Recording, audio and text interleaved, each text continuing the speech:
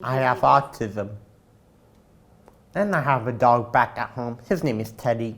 We developed a 2-week intensive workshop for individuals with autism, 16 to 21 years old.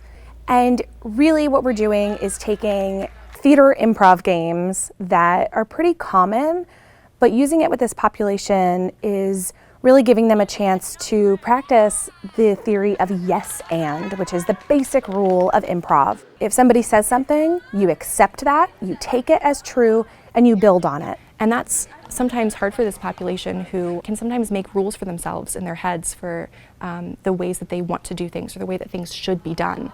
And they're learning, well, other people have different rules than I do, and that's okay.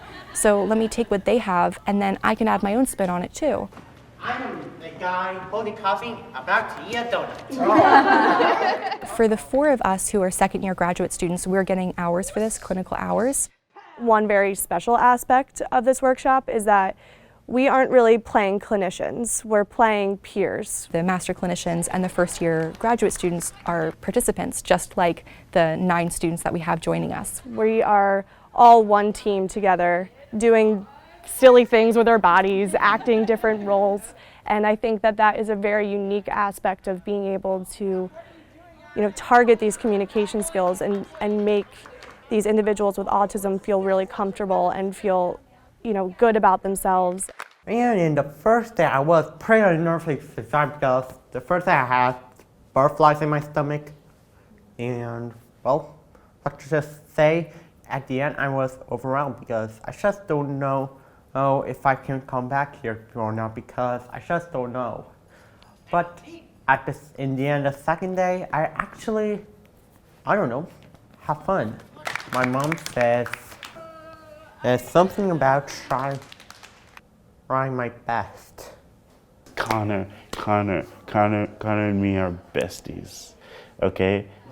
It's awesome.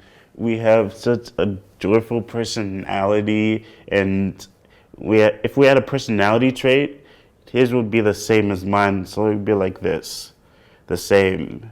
I think for me, I like to try to make more friends with kind of the problems I have, because sometimes I feel like there's no one who has those problems, and I came here, I was like, oh, there actually is. I met Mary here, I met a few other kids that are really nice and fun to talk to, and I'm not good at talking to people, so this was really nice. Our friends are enjoying it so much more than we expected, which is making us feel really great for them. Each one is growing in their own way, and we can each see that, which is really cool, and they're helping each other out, which is amazing to see, especially working with this population. That is sometimes difficult for them to grasp the theory of mind of other people, and they are so compassionate for one another. They realize each individual need that each one of them has, and they adjust. Every kid that has autism, Down syndrome, or whatever, it's okay. Root. Captain America, Iron Man, Spider-Man, Star-Lord.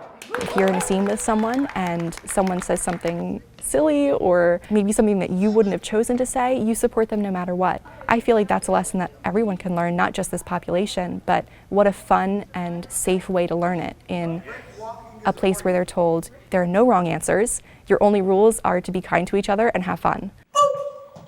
When you're getting your master's, it's a lot of, okay, this is what you need to know. And then when you get out there and you're doing something like this workshop, you really learn you can have an impact in a way that maybe you didn't think you could have as a clinician. Winging It is an awesome place. I have had so much fun times, and I'm sad it's going to be over, but I've had fun. So if you want to come to Winging It, come. It's a good time.